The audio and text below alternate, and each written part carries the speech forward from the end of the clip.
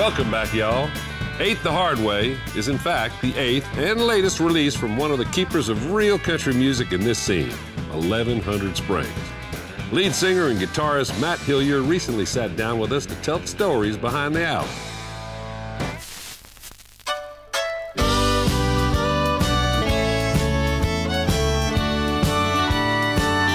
Call me the last stop at the end of the line. 1100 Springs, man, the whole band is, you know, if you looked at them, you wouldn't think that you're going to get that sound out of them, but they're some of the truest to form country guys. I mean, they know exactly what country music should sound like, and they achieve it. Well, we've been around for quite a long time, and I'm happy to say that. We've been fortunate enough to play with a lot of really good musicians. Some of them are still with us, and some of them have moved on to do other things. But I love the lineup that we have. Still making new fans, and it's still having a great time. So, and that's what it's all about. I bet my bottom dollar we rock harder than you, 'cause we're from Texas. But we won't ever quit. It's weird because I wrote a bunch of songs this last year, and some of them were in the backlogs of stuff that I had written a while back, and just revisiting them. And we just released This Crazy Life shortly before. You're your own worst critic, so you sort of second guess what you're doing, and you're going, I don't know, are these songs, are they okay? I think they're all right.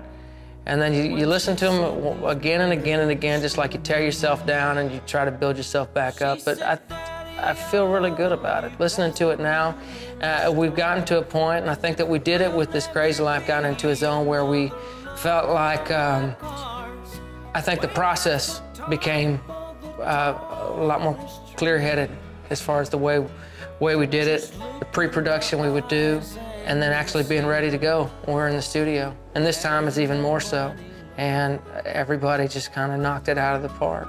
And it really made me feel like any apprehension that I had about the songs just kind of is gone.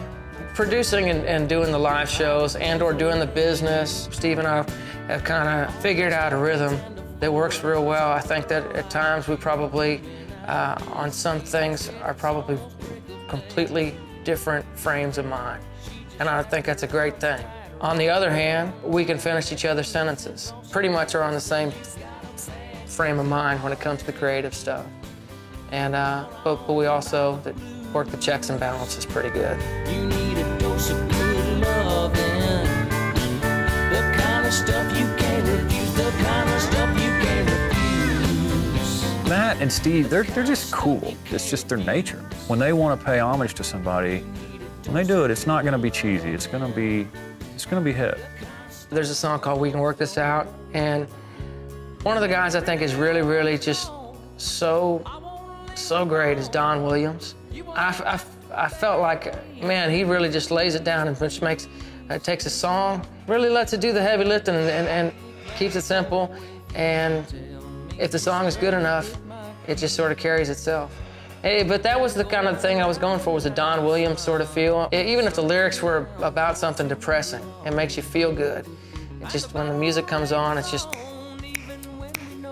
and then the melody comes and it makes you happy to hear it. To me, that's a lot of what country music is about. Another song that's on the record, it's called Hardcore Honky Tonk.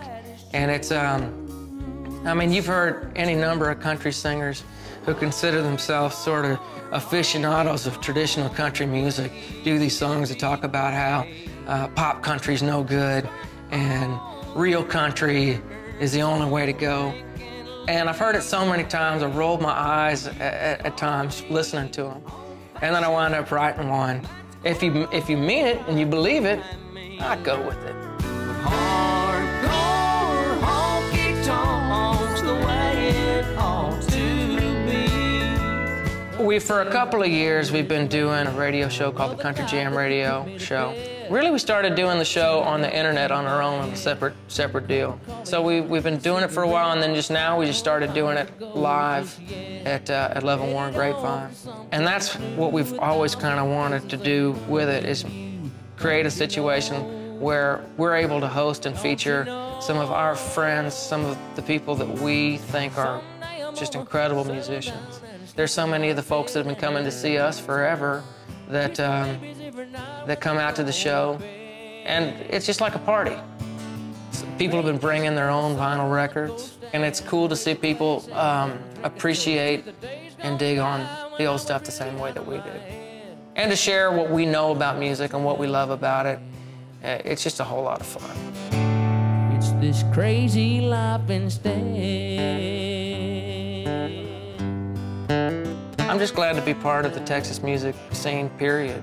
If you stick around long enough, the people around you really are like your family. And we've been through a lot of stuff with the people who come to see us play.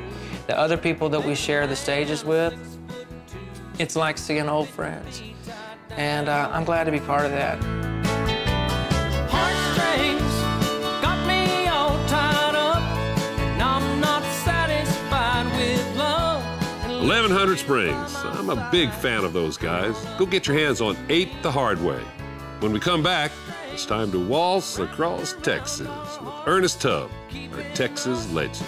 Falling apart.